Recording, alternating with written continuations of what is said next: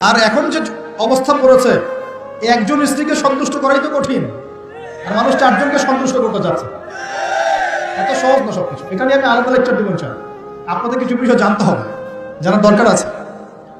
আর balance করা এত সহজ নয়, ব্যালেন্স করা এত সহজ নয়। সর্বোচ্চ চেষ্টা করার পরেও দেখবেন, সর্বোচ্চ চেষ্টা করার পরেও দেখা যাবে দিন শেষে আপনি অপরাধী হয়ে বসে আছেন। আর আমি একটা লেকচারে বলেছি না, পুরুষ মানুষ বোকা। পুরুষ মানুষ কেন বোকা? কারণ সে সবাইকে খুশি করতে চায়। সে চায় মা সুখে থাক, বোন সুখে থাক, স্ত্রী সুখে থাক, যদি আরো স্ত্রী থাকে ও সুখে থাক, সন্তানরা সুখে থাক, সবাই ভালো থাক। এবং তাদের ভালোর জন্য তারা কত কষ্ট করে, দিন রাত ডিউটি করে, অফিসে যায় আসে, জ্যাম ফেস করে, মানসিক প্রেশার নেয়, শারীরিক প্রেশার নেয়, তাই না? অথচ এই কষ্ট কিন্তু মহিলারা বোঝে না। বোঝেন? সবাই বোঝে না। আছে অনেক ভালো স্ত্রী আছে, কিন্তু সবাই কিন্তু বোঝে না। মনে করে যে পুরুষ মানুষ মনে হয় ভোগবাদী, খালি মেয়েদেরকে ভোগ করতে চায়। অথচ সবাইকে সুখে রাখার এই চেষ্টায় একজন পুরুষ দিন শেষে নিজেই সুখী হয় না। বহু পুরুষ শেষ বয়সে গিয়ে একাকিত্বে ভোগে, একা হয়ে যায়। এই জন্য বলছি, ফ্যান্টাসি বাদ দেন। ফ্যান্টাসি বাদ দিয়ে হালাল রিজিক হয়েছে, একটা নেককার পরহেজগার মেয়ে দেখে বিয়ে করে ফেলেন, ব্যাস তাকে নিয়ে দুনিয়ার ছোট্ট জীবনটা কাটিয়ে দেন। আর জান্নাতে তো হুর করে অপেক্ষা করছে ইনশাআল্লাহ। কি মনে করেন অপেক্ষা করছে না? এই লেকচার বাসায় গেলে কি হবে আমার অবস্থা আমি জানি না, কিন্তু বলছি আছে তো। সবচেয়ে শেষে যারা জান্নাতে যাবে, একদম লাস্টে, তাদের প্রত্যেককে আল্লাহ পাক কমপক্ষে 2 জন করে হুর দিবে। আর যারা আল্লাহ রাব্বুল আলামিনের রাস্তায় শহীদ হয়ে গেছে, এখনো যাচ্ছে বা হয়েছে বা হবে, তারা কি 72 জন। কতজন? 72 জন হুর আল্লাহ রাব্বুল আলামিন দিবেন। বাস ইস্যু তৈরি করে দিলাম, এখন নাস্তিকরা লেগে পড়বে, এতগুলো মেয়ে কেন, কি ইত্যাদি ইত্যাদি। এসব বিষয়ের দিকে আমাদের দেখার দরকার নেই। আল্লাহ পাক আমাকে আপনাকে দিলে ওর কি কোনো সমস্যা? প্রিয় ভাইয়েরা, যুবকদের কথাই বলছিলাম।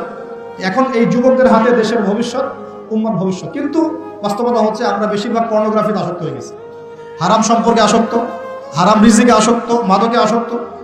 এখান থেকে বেরিয়ে আসতে হবে। বেরিয়ে আসার পদ্ধতি কি? এই যে আমার হাতে যে কিতাব দেখছেন, আল কোরআন। এই কোরআন আপনার সমস্ত হতাশা দূর করে দিবে ইনশাআল্লাহ। এই কোরআন আপনার সমস্ত কষ্ট দূর করে দিবে ইনশাআল্লাহ। মানুষ বেকারত্বের সমস্যায় ভোগে, পারিবারিক চাপে পড়ে, হ্যাঁ, বন্ধু বান্ধবদের পাল্লায় পড়ে, বা গার্লফ্রেন্ড চলে গেছে ছেড়ে, এইসব কারণে মাদকের কাছে যায় শান্তি পাওয়ার জন্য। কোরআনের কাছে আসো, শান্তি পাবে ইনশাআল্লাহ।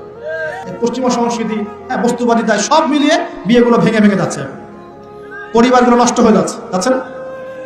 যদি আমি নিজে আপনাকে নসিহা করছি, যদি একজন স্ত্রী আপনার মনের মতো আল্লাহ পাক দিয়ে দেন, এবং আপনার এই স্ত্রীকে নিয়ে থাকার মতো, খাওয়ার মতো বাসস্থান, অন্ন বস্ত্রের সংস্থান আছে, সচ্ছল আপনি মোটামুটি, এবং আপনি তাকে ভালোবাসেন আপনার মনের মতো, আপনি তাকে নিয়ে সারা দুনিয়ার জীবনটা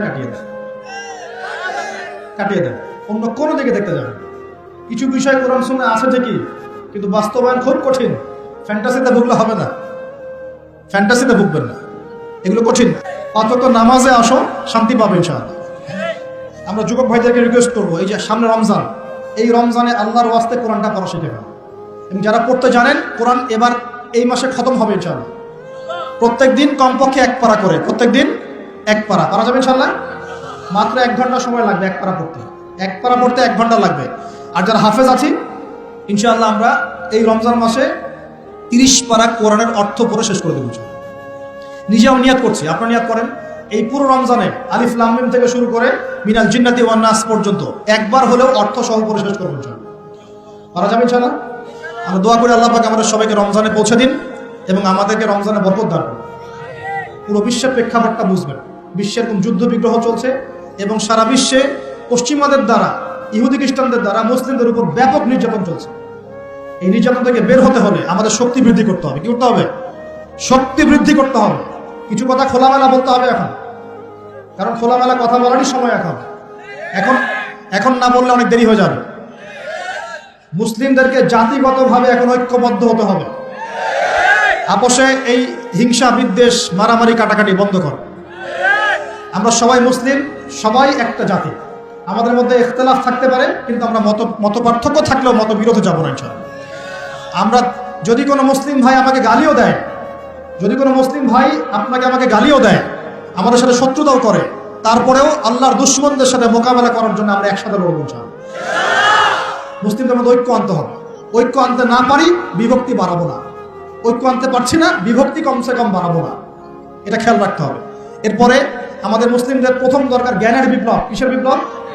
কোরআনের জ্ঞান, হাদিসের জ্ঞান, এই যে ইসলামের জ্ঞান, দ্বীনের জ্ঞান এবং দুনিয়াবি জ্ঞান, এই সমস্ত রকম জ্ঞানকে একত্রিত করে এমন শিক্ষা গ্রহণ করতে হবে যে ইনশাআল্লাহ আগামী দিনে যেন আমরা আগামী 10 থেকে 20 বছর পর এই কোরআন সুন্নাহর জ্ঞানকে দিয়ে বিশ্বকে চ্যালেঞ্জ করতে পারি। এমন প্রজন্ম তৈরি করতে হবে, আল্লাহ পাক তৌফিক দান করুন। এখন আমাদের সবাইকে আদর্শ পরিবার করতে হবে। নিজের পরিবারের মধ্যে কর্তা আমি আমার পরিবারে পর্দা কায়েম করব, কারো কিছু বলার আছে? আমি আমার পরিবারে নামাজ প্রতিষ্ঠা করব, কারো কিছু বলার আছে? আমি আমার পরিবারের মধ্যে দ্বীনের ইলম তালিম চালু করব, কারো কিছু বলার আছে? নিজের পরিবারে কর্তা আমরাই। অতএব পরিবারটা কমসে কম ইসলামিক করে গড়ে তোলেন, আল্লাহ পাক তৌফিক দান করুন। 4 নম্বর, আমাদের সন্তান সন্ততি যারা আছে তাদের সবাইকে ইসলামিক শিক্ষা দেওয়ার চেষ্টা করতে হবে। যদি ইসলামিক শিক্ষা দিতে এই সমাজ ব্যর্থ হয় তাহলে নতুন শিক্ষা প্রতিষ্ঠান গড়ে তুলে হলেও শিক্ষা দিতে হবে ইনশাআল্লাহ। আল্লাহ পাক তৌফিক দান করুন। আমাদের প্রত্যেক পরিবারের মা বোনদেরকে খাস পর্দায় রাখতে হবে এবং যুবক ভাইদের জন্য বিয়েটাকে সহজ করতে হবে এবং রিজিকের ব্যবস্থা বৃদ্ধি করতে হবে। আর সবাই একটা কি থটস নিয়ে চলেন, খালি চাকরি আর চাকরি, চাকরি আর চাকরি। রিজিকের একটা বড় অংশ আল্লাহ পাক রেখেছেন ব্যবসার মধ্যে। রিজিকের একটা বিশাল অংশ আল্লাহ রেখেছেন কোথায়? ব্যবসায়। উদ্যোক্তা হন, কৃষিভিত্তিক অর্থনীতি থেকে ফোকাস করেন। কৃষিভিত্তিক অর্থনীতি, আপনি প্রতিভা খাটান, ইনোভেটিভ কিছু করেন, নতুনত্ব নিয়ে আসেন, আল্লাহর জমিনকে কাজে লাগান। একটা আয়াত বলি, সূরা আরাফের মধ্যে আল্লাহ বলেছেন, আল্লাহ পাক বলছেন যদি এই জনপদের অধিবাসীরা আল্লাহর প্রতি ঈমানদার হতো আল্লাহ পাক আসমান এবং জমিনের বরকতের সব দরজা খুলে দিতেন। এই জমিনে বরকত আছে, জমিন নিয়ে কাজ করেন, কৃষিভিত্তিক কাজ করেন, ব্যবসা করেন।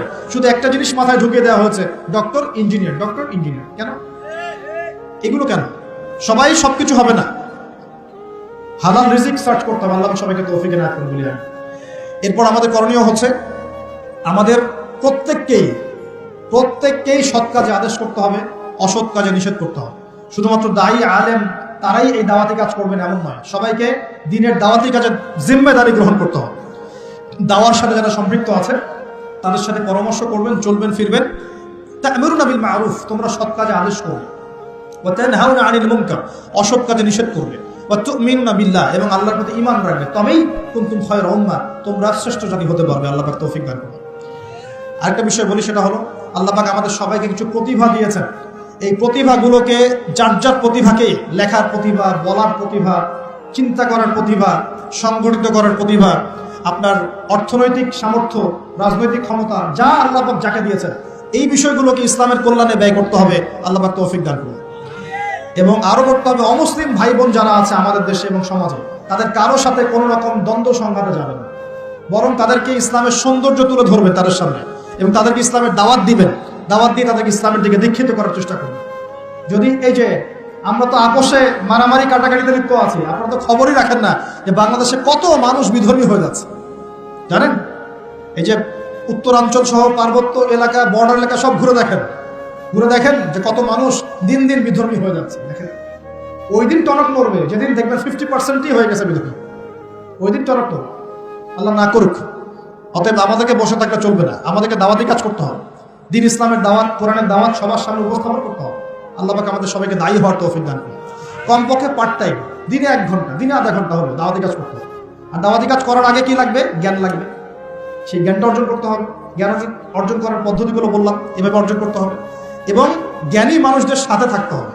আল্লাহওয়ালা জ্ঞানী মানুষ এবং যারা আল্লাহর মারিফতওয়ালা মানুষ, আল্লাহর নূরওয়ালা মানুষ, এই মানুষগুলোর সাথে থাকতে হবে। যারা গোলালো মার্কা মানুষ, এখানে থেকে কিছু শিখতে পারবে না। সব তরকারিতে চলে, এইসব তরকারিতে লাগবে।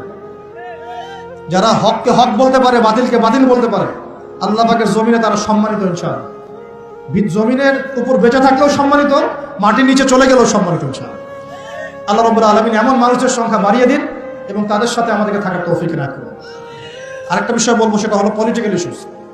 যে একটা জাতির মধ্যে আপোষে মারামারি কাটাকাটিতে যাবে, এটা খুব খারাপ। কেন খারাপ? কারণ আমরা হয়তো মনে করি যেগুলো পলিটিক্যাল ইস্যুস, আসলে কি হয়, উম্মার ঐক্য নষ্ট হয়, ভাই ভাই মারামারি করে, নিজের ভাইয়ের হাতে ভাইয়ের রক্ত ঝরে, এতে করে উম্মার ঐক্যটা বিনষ্ট হয়ে যায়। এবং ইসলামের বহিঃশত্রু যারা আছে এরা এই ইস্যুগুলোকে কাজে লাগায় আমাদের ভিতর ঢুকে পড়ে। খুব চোখ কান খোলা রেখে ঠান্ডা মাথায় সবর করেন, ধৈর্য ধরেন, জ্ঞান অর্জন করেন, নিজের কবরের ফিকির করেন, আধ্যাত্মিকতা অর্জন করেন, সুন্নতের উপর আমল করেন, কোরআন পড়েন, দাওয়াতি কাজ করেন, পরিবার করেন, আস্তে আস্তে ইসলাম এগিয়ে যাবে।